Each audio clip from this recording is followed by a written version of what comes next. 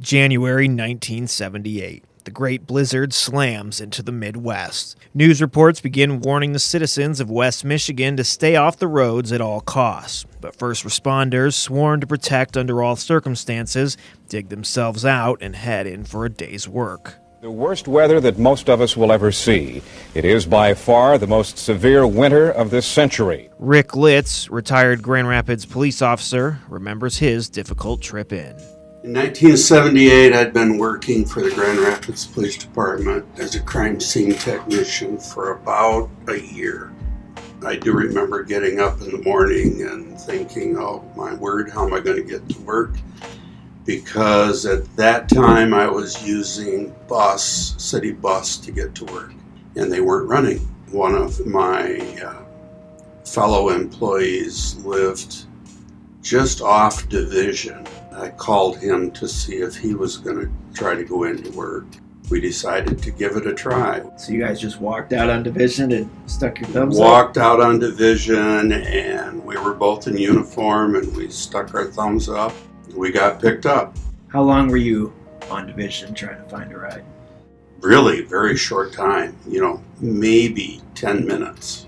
So it kind of speaks to West Michigan. People are willing to help each other. Yeah, we had a great ride in. As commuters quickly found out, driving was an absolute nightmare today. At times, visibility was non-existent, and one could count the stalled cars and the accidents by the thousands. Retired Kent County Sheriff's Deputy Philip Blackport heads in for his shift just hours later. I tried to get to work that day because I had worked the night before, and that's when the storm hit. So I thought, well, I'll see if I can get in, I turned around, came back home, and I called him. I said, I can't get in. So then the guy came in a 4x4 and picked me up from the house. If we wouldn't have the volunteers, none of us would have been able to do anything, really. Like the guys in the snowmobiles, the volunteer firemen, who are wonderful. The people on the four-wheel drive vehicles that drove us around, we wouldn't have got nothing done. Government and the citizens work together in times like that, and that's where you really find out where your help is, Newscasters alerting the public to stay indoors as the snow continues to come down, making it nearly impossible for anyone to access the roads. A blizzard warning remains in effect, and for the hours ahead, there's going to be very little change in our weather situation. If you are someplace safe and warm, stay there. So you get in, and what does your day look like? Well, normally it would have been crime scene investigation work. However, that day it ended up being running the prisoner transport van to pick up officers who could make it to any intersection that was open. The transport van was heavy enough that it was making it through the snow without too much trouble.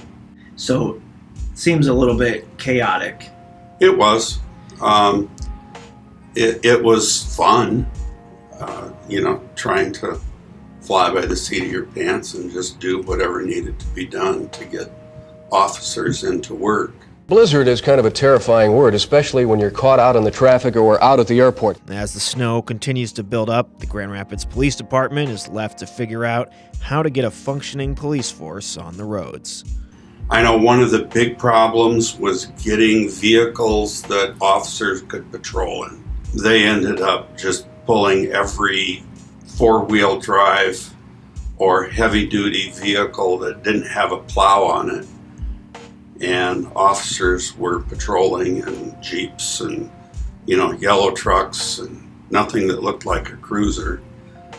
So just whatever they could get on the roads. Whatever they could get on the roads. And while Deputy Blackport knew he wasn't in store for a normal day at work, he certainly wasn't expecting to deal with a woman about to give birth. I just remember just so much snow. It was unbelievable. I just never saw so much. We got a call. Seemed like it was around 8 o'clock at night, and it was a lady that was in labor. Well, they got to get in the unit, so I get in the unit. Got as far as the six-wheel drive fire truck could go, and it seems like it was just past Eastern. Okay, we're in the digits, so we're talking about a mile. And then the snowmobiles came.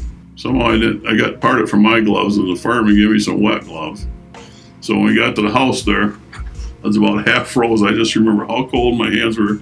I told the lady, just a minute, ma'am, I can't feel my fingers right now. So we were able to get her out of there, and then they took her to the hospital. She had a baby later on that night. A blizzard has and continues to be the big problem today. One of the guys told me when I first come out, he says, don't think about it a whole lot, because what happens is happens, and that's it. It's, you can ask why. Why does something happen? Well, why? Because you're there and nobody else. There's nobody else there. It's just you, buddy. I have been a problem solver most of my life. If I see, something difficult, I'll try to figure out an easier way to do it, which is probably why we just decided to come into work that day. At that age, it was fun. Challenge of some sort, I suppose. Yeah. It's been a long time since we've had snows like that. But it's something I'll never forget.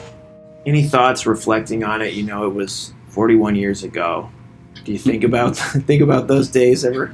I do once in a while. I just kind of laugh, because I think of, why did I let my gloves get out? Not take my good gloves with me, So let me ask you this: do you forget your gloves these days? No. I'm old enough now and smart enough. I make sure I have my gloves with me.